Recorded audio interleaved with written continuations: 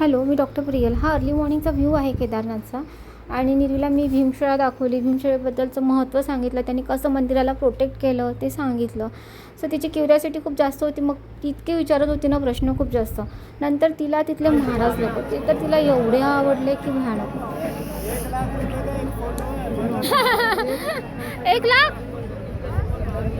Mamma त्यांचे केस बघणं कसे आहेत, मम्मा ते काय खातात, मग कसे राहतात इथे एवढ्या थंडीमध्ये, मग त्याने काय लावलेलं आहे, ते एवढे केस का गुंडाळून ठेवतात, असे सगळे प्रश्न तिचे तेव्हा होते. आणि ती बस त्यांच्या अवतीभोवतीच त्यांना ऑब्झर्व करत होती.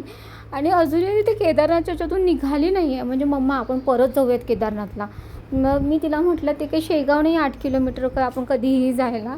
आपण गेलो, आपलं एवढं मोठं तीर्थ झालं, तीच खूप मोठी गोष्ट आहे. आणि आपण सुखरूप घरी आलो, कुणाच्याही तब्येती खराब झाल्या नाही.